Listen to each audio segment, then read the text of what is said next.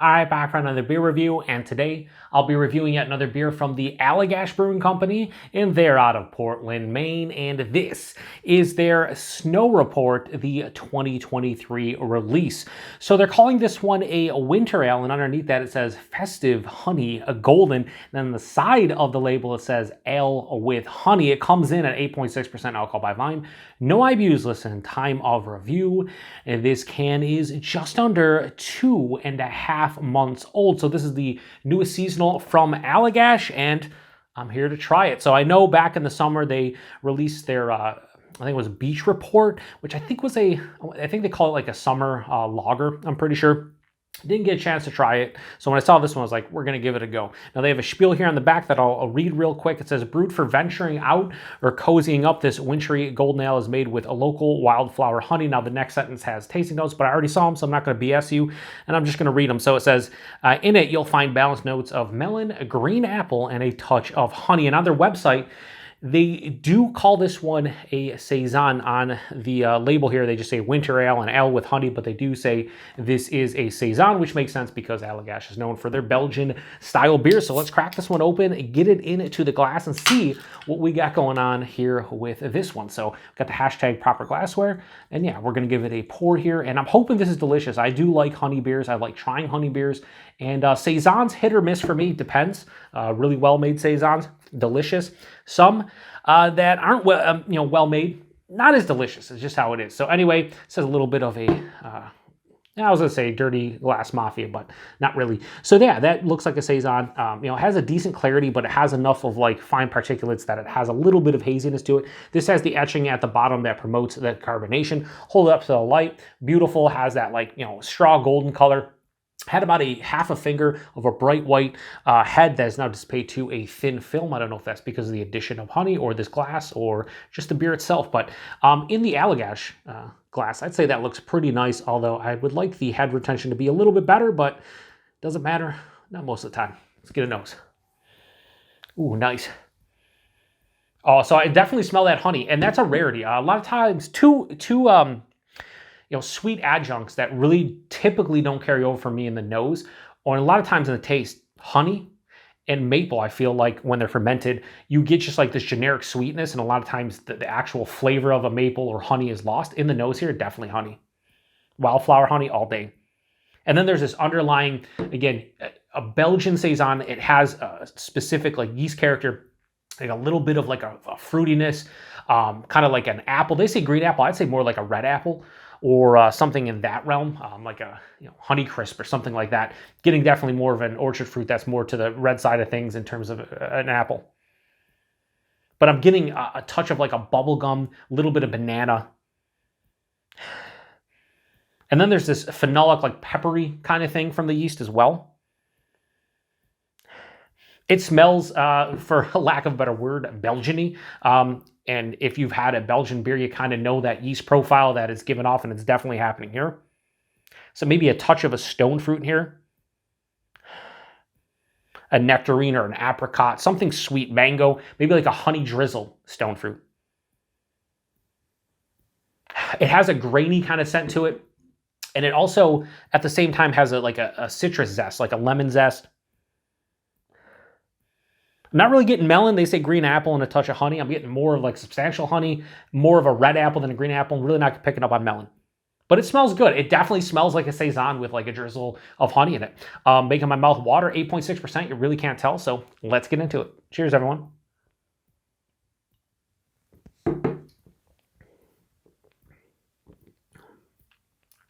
Very nice and very deceptive off that first sip, because it has the impactfulness and the vibrancy of a bigger beer without any kind of like hint of the alcohol. So maybe a touch of a warming in the chest, but 8.6%, no fucking way.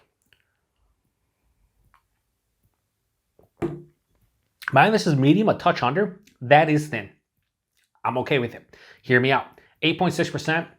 You might say, hey, I would like that to have a little bit more of a substantial body to it. I want it to be a little bit thicker, a little bit more hearty. Not for me, not for this style. I want Saisons to be more drinkable. So despite the fact that it's 8.6%, this drinks like it's like 5.6% from the body standpoint. I'd say this is definitely like a touch under medium body, and it just adds to the drinkability, which is really nice. The mouthfeel, it's very effervescent, like it's a Saison. And Saisons always are spritzy and kind of over the top with the carbonation. The ones that are poorly made are the ones that are so carbonated that as soon as you take that sip, you get hit with the flavor, and then the carbonation just like tears all those flavors off of your palate. That's not happening here. This is moderately carbonated, maybe a touch over, but it's appropriate for the style, and it's not harsh, and that's kind of what I'm looking for. Has a clean kind of finish to it, but very crisp and effervescent without being overly harsh, which again is something I'm personally looking forward to. The taste isn't complex as the nose, but it's still pretty nice. So at the forefront, I get this like grainy, weedy kind of malt character, dives underneath the palate. First thing that hits me is honey. That also dives underneath the palate. It's like a honey sweetness right at the forefront. Goes underneath. Then I get hit with that lemon zest, or we could even say like a orange zest, some kind of citrus zest hits me. Then that orchard fruit, it's red apple, it's pear. Maybe you could see green apple. There is a slight like almost tart kind of quality to this, so I could see green apple. I'm not necessarily gonna lock that in. I'm gonna say more of like a red apple. And then a touch of stone fruit. I would say more of like a mango or a nectarine, drizzled in honey. There's no melon, even though that's the first thing they notice.